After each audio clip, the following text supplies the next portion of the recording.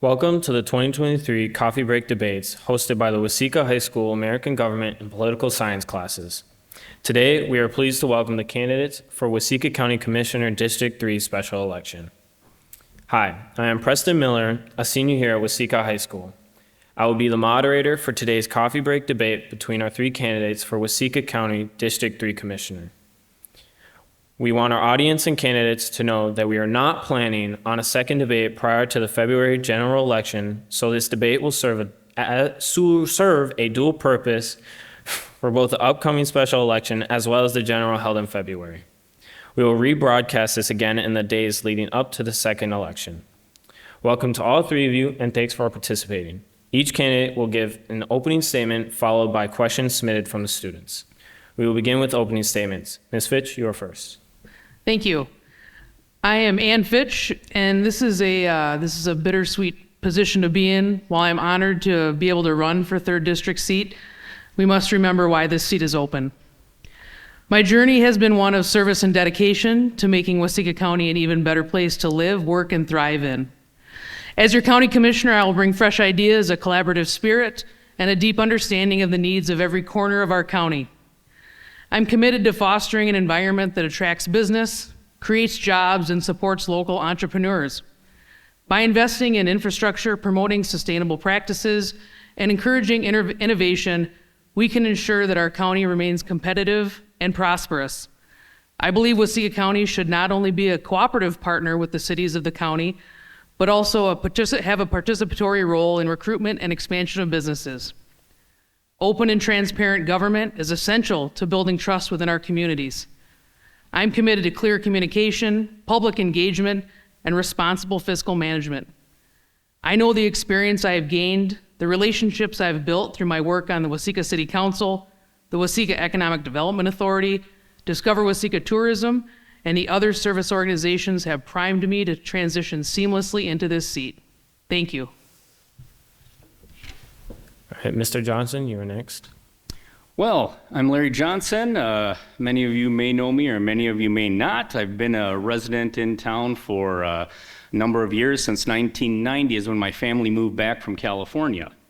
I've been involved in the community in one way or another, whether it was through public office, whether it's been through leadership opportunities elsewhere, through our junior board, with the Exchange Club, the Lions Club.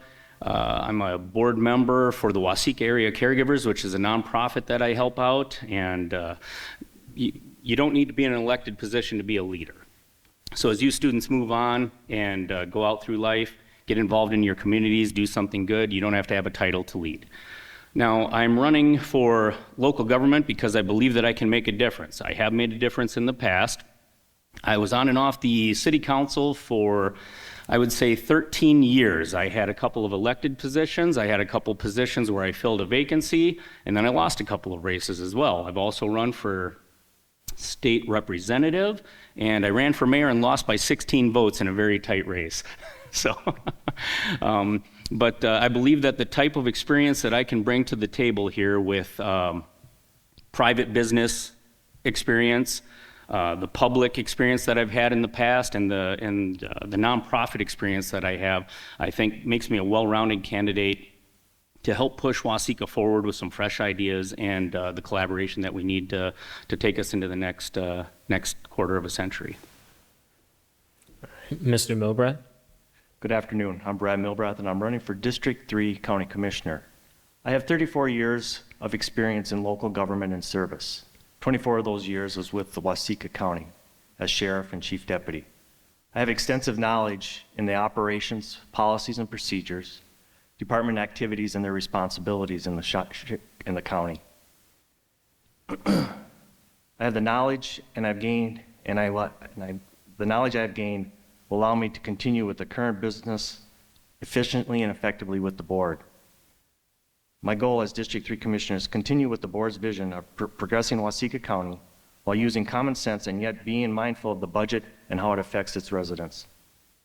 As your next County Commissioner, I will use the experience and skills I have developed to ensure District 3, along with all the residents of Waseca County, get professional and effective representation representation. Thank you. All right. Thank you for those. Question 1 will be about budget priorities. What should be the top priorities of the approximately $38 million a year Waseca County budget? Are there categories that should be increased or categories that should be reduced as Waseca County and the economy venture into challenging times? Mr. Johnson, you are first. Well, so if my experience on the city council has taught me anything, is that I'm not going to come out and make any grandiose promises about what we can do with the budget. I haven't been a participant in the county level to know for sure what really needs to get done, other than I know we've had talks about the jail over the last couple of years. I know there's always concern about what we're spending on roads and health and human services, things like that. So I really, once you get in there, you're able to dig in, trust that the staff is giving you the correct information so that you can make some informed decisions about moving forward. In my mind, there's a couple of things that people really want out of their government. It's 1, to live in a nice community, 2, to be protected, and 3, to have a safety net for its most vulnerable citizens. So I would weigh the budget against those categories, and then if we had leftover funds to work with, then we'd have to take a look at it and look at efficiencies. But as of this time, I can't with 100% certainty say what my priorities would be until I really get in there and get informed from the staff. All right. Mr. Milbrath, you're next. The budget generally depends on a lot of mandates from the state, and a lot of those mandates are unfunded. And you have to prioritize that money as to which area within the county government that you're going to fund, whether it's roads, public service, the jail, law enforcement, human services and welfare as well, along with the planning and zoning part. So as you put your budget together, you take a list from each one of the department heads asking what would be their priorities. And then you have to weigh that balance as to where that money will go and how you'll use it. Generally speaking, you try to keep those mandates down as best that you can and try to go forward so that your tax money is getting used wisely throughout the whole system. Thank you. And finally, Ms. Fitch. Thank you. I, like Larry, I'm not going to come in and make some grandiose promises because I think that's disingenuous. I would like to see a heavy bolster to broadband in our county, though, because that's connectivity, and broadband is not a luxury anymore. It is an absolute utility. It is a way to stay connected, and connectivity increases mental health. It is a way to stay connected to your health providers. It is a way to stay connected educationally.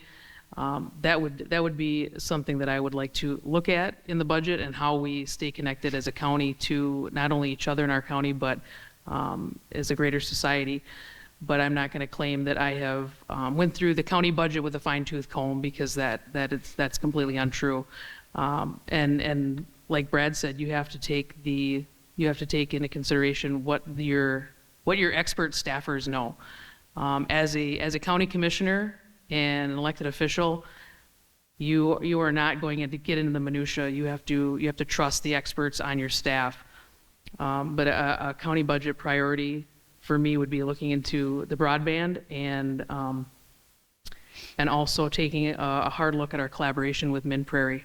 I'm not quite sold on the efficacy of that service to our partners and their clients yet. All right, thank you. Question 2 is a follow-up related to budget priorities. Are you in favor of raising the local option sales tax in the county for a worthwhile project or service? If so, what project? Mr. Milbrath, you're first. I'd be in favor of the half a cent increase. The problem is the state has put us in that we cannot do that for the next 2 years. That will help with certain projects that would come into effect within the county. Some of it would be a justice building that would be on the priority right now, because the Department of Corrections has stated that our jail needs to be updated, along with some courtroom. When you escort individuals up to the courtroom, we don't have a good tunnel for them to get up there safely away from the public. So I would agree with somewhat of a sales tax increase at some point, but use it wisely. And I'm sure that under the conditions that the state requires, you'll have to pinpoint what you're going to use that funding for. Just as we have one for the roads right now, 1/2 cent that can use, but you have to make those projects ahead of time and decide what road projects are going to be done with that money. Thank you. All right, thank you, Ms. Fitch. Yes, we would have to wait until the state takes that moratorium off any local option sales tax increases or new local option sales tax. Right now, it is kind of a moot point to answer that question. However, we have to have viable projects to put that towards. And it's an interesting thing for the county, whereas the county does not have to ask the voters to increase that local option sales tax. The board just gets to do it at their discretion, whereas city municipals have to ask the voters. That is something that I would really want constituent input on, just because the board does get to do it on their own. And I think that is something I would really seek constituent input on. All right, Mr. Johnson. Yes, this is one question I can answer unequivocally. I would not favor a sales tax at all. I am opposed to general tax increases just on principle. My governing style is to have government help out where it's needed and stay out of the way where it's not needed. And I just think that there's other ways that we can take a look at efficiencies in the budgets and maybe find the dollars elsewhere, by keeping the tax base lower and maybe more attractive to other businesses and families. We grow the pie a little bit and therefore reduce the tax burden on everyone else rather than raising it on the people that are here. I think times are tough enough as it is, and we're in a very heavily taxed state as it is. Income tax, gas tax, private state taxes. It's insane. But yeah, I'd have to take some very. I'd need some good convincing that it was for the right project. I'm not saying that I wouldn't consider it, but yeah, I am. No, probably wouldn't. All right, thank you. All right, question 3 is about the cooperation with Waseca, Janesville, New Richland. Can you provide a specific example of a project that is a success story of county and city working together? Are there ideas you have for the two to collaborate more or better together? Ms. Fitch, you are first. I think the ConAgra expansion is a great example of the county and city working together. City of Waseca and Waseca County went together to negotiate for ConAgra to stay in town, and that was a huge, huge win for the citizens of Waseca, the citizens of Waseca County, and the region of southern Minnesota. That kept not only jobs here in Waseca, that kept the agribusiness community of southern Minnesota and northern Iowa fueled for decades and decades to come. Without that kind of collaboration, there would have been a collapse in the agribusiness ecosystem of southern Minnesota and northern Iowa. That was amazing work that took place between Michael Johnson, Lee Madsen, the former city manager, and Carl Sonnenberg of the city of Waseca. I cannot say enough about that type of collaboration. That's what happens when county and city governments work together and do it effectively. That's the kind of collaboration that we absolutely need in our city and county governments to work together. That was a huge win, and if we can continue to do that throughout our entire county, we will see more big wins for our county. All right, Mr. Johnson, you're next. Well, yeah, I'm gonna. I agree with Ann on the ConAgra business. That was a big win for the county as a whole. I guess since she covered that topic so well, the other thing that I would like to see is how do we. I'm in the banking business, and I'm specifically on the mortgage side. And one of the problems that we've seen the last couple of years is availability of housing. And I think that there's a great opportunity for collaboration with Janesville and New Richland to maybe create some new neighborhoods, more cost-friendly neighborhoods.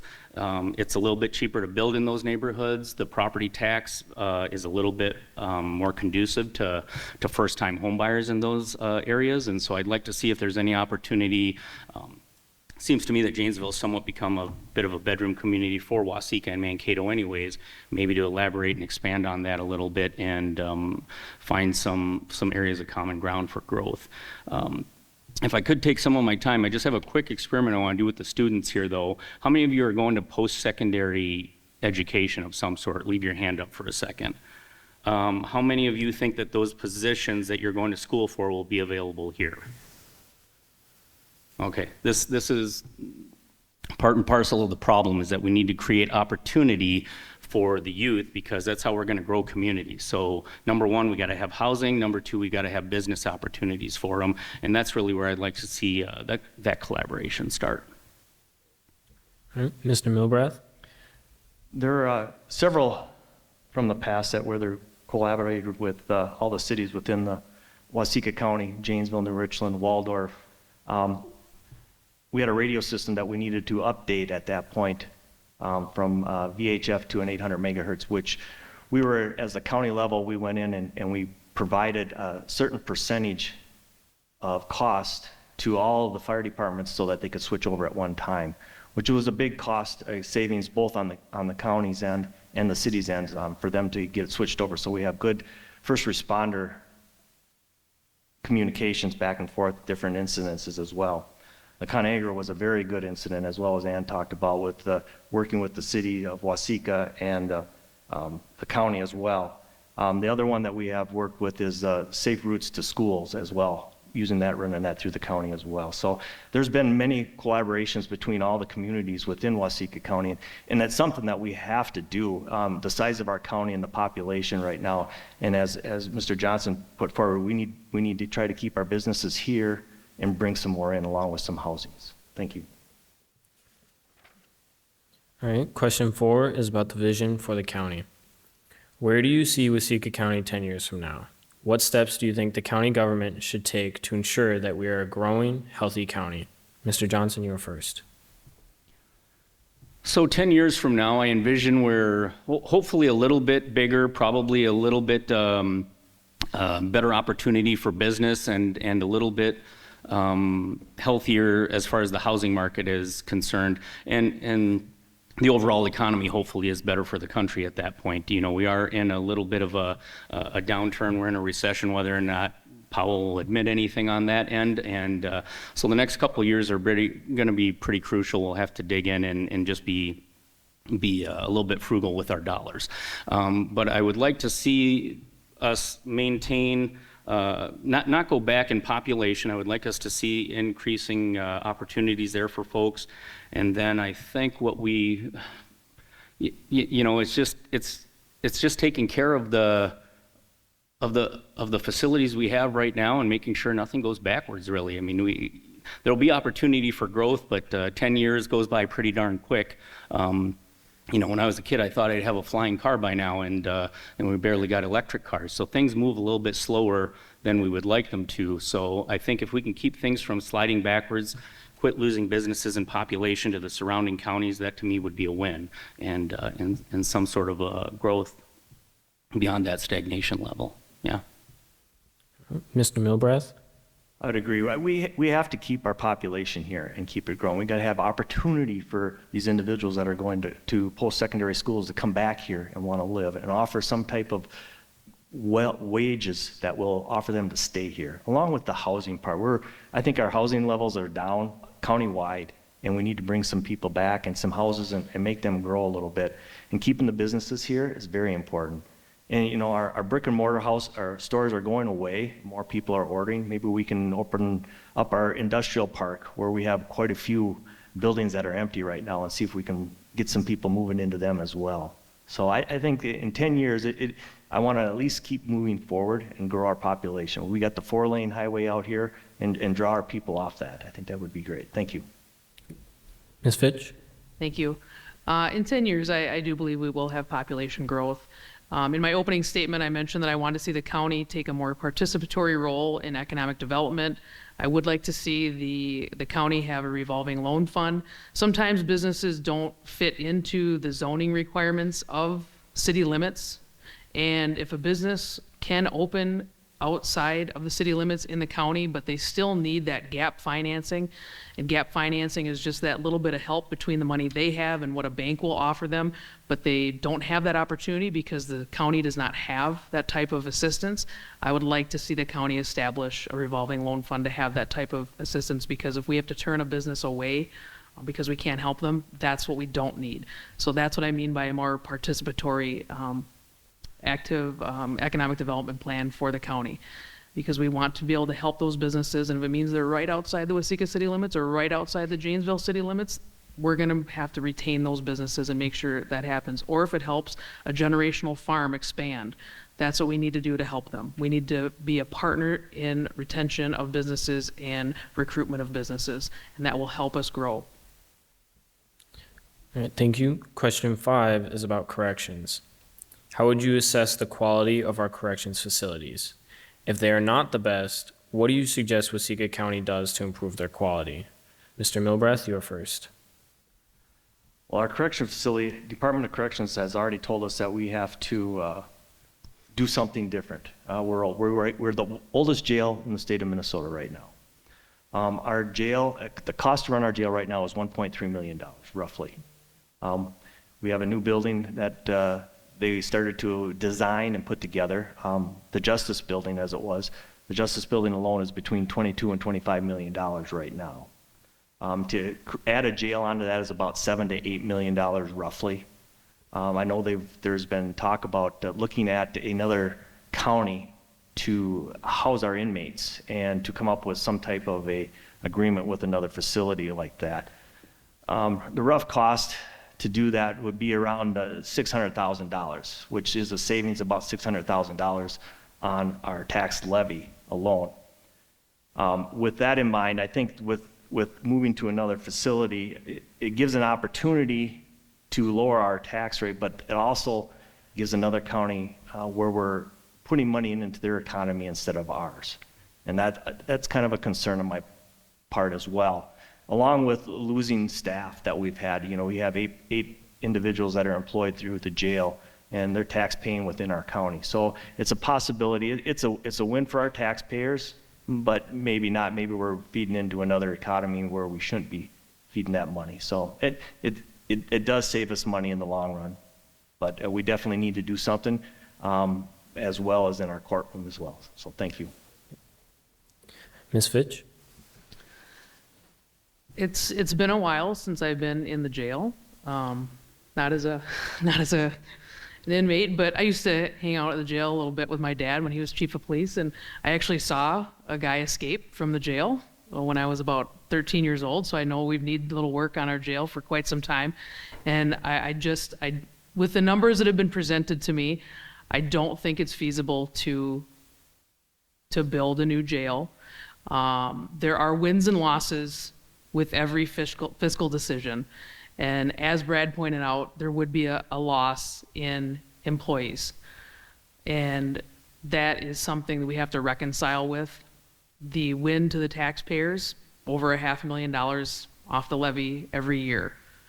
And as a county commissioner, those are the really, really difficult decisions that you have to have the political fortitude to make. Those are the worst parts of making these decisions when it comes down to people, because those people are still part of your community. Those are still the people that you see at Walmart every week, and those are the parts of the job that you have to weigh out, that are very difficult decisions to make. I want to see the best care for our law enforcement that we can offer, in giving them a nice justice center, nice facilities, but I do not think it's fiscally responsible to build a new jail with the numbers that I've been provided with. Mr. Johnson? Yeah, the correction center's been, I know, a topic of contentious debate over the last couple of years, because as Brad stated, we're mandated by the state to do something with it. And then as Ann stated, the numbers seem a little bit unreachable for a community our size. So yeah, it's going to be a tough decision weighing, can we afford building one? Does that meet the needs of what we're trying to achieve here? And then if we don't and we partner up, what are the logistics of transporting prisoners and the safety of our officers? And so there's a lot of things that really have to be weighed. I don't think that I have a good answer for that until I can really dig into it and see the numbers for myself. And see what type of input I could give them and hopefully help out there. But definitely something has to be done, and I'm not afraid to make tough decisions when it comes to this stuff. I've made tough decisions in the past in my public capacity as well. And you live with them, and half the people are going to be happy with you, and half the people are going to be upset with you. But you have thick skin, and that's the burden of the yoke of leadership, and it's something I'm definitely used to and willing to take on. Thank you. Question 6 is about strengths and weaknesses. What do you believe are the biggest strengths of Waseca County, and what are our biggest weaknesses? Ms. Fitch, you are first. I think our biggest strengths are our people. Honestly, we have great people in our county right now. There are some fantastic leaders that sit at the dais right now. It's running for this position is actually kind of difficult because there's not any big glaring problems at Waseca County that we're running against. We're not up here talking about all the things that the county is doing wrong. And so the strength in our county is great right now. And so that's a huge bonus. The weaknesses of our county are housing. Housing is a huge weakness, and that's not different to any other county right now. We don't have enough places to put people. It's actually difficult to be a bedroom community when you don't even have enough bedrooms. We're almost an air mattress community, I guess. It's hard to bring in people when you don't have places to put them. So I would love to have more housing. All right, Mr. Johnson. So one of the strengths that I believe we have is definitely community, and we were reminded of that this last week. There was a young child missing, and I think there were hundreds of people out. I mean, I might have even saw some of you students out walking around here, looking for someone who may or may not have been lost, and trying to figure out if there was a way to help. So there's a reason your parents live in a place like this, is because they wanted to raise you with that sense of togetherness, community, a place that's safe and allows you to foster and learn and explore your gifts. And then secondarily would probably be agriculture. Everybody has to eat. We're in a place that grows food. It's a very stable environment for an economy.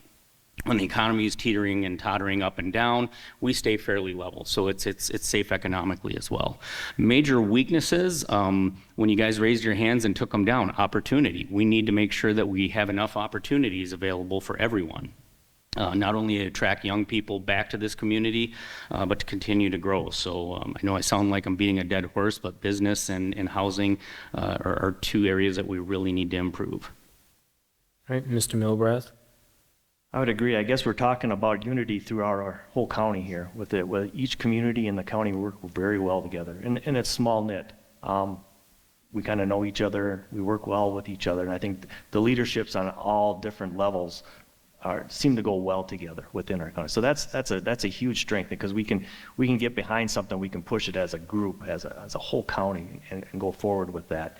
Our weaknesses, opportunity. That is huge. Keeping our people here, drawing them back after they leave for a few years, and they say, I want to go back home and work, and that's important. And finding that housing in that market for the people that can afford them at that time. It's just affordable housing for everybody, along with trying to develop again that opportunity in business for people to come back with a good wage that everybody can live on.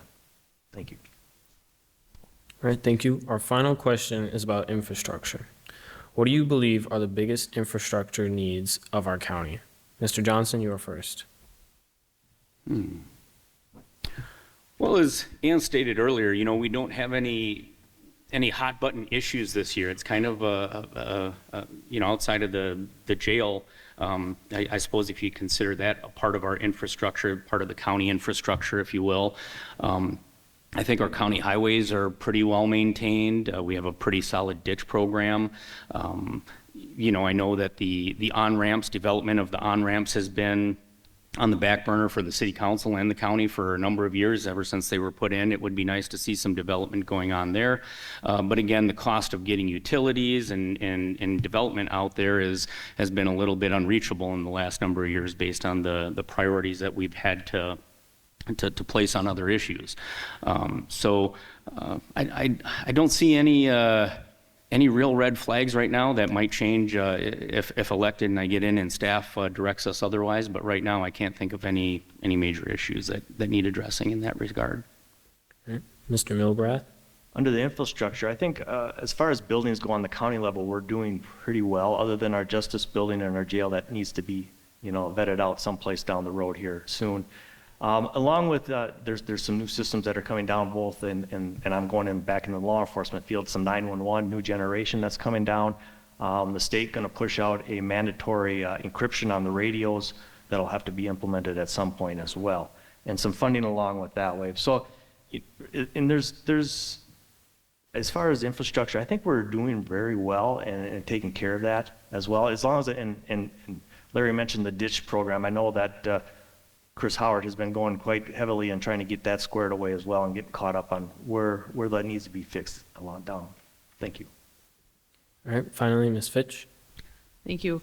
Again, access to broadband, I think, is a huge infrastructure need, making sure that our residents in the more rural areas are connected. And the county dish system has just blown my mind, what I've learned about that.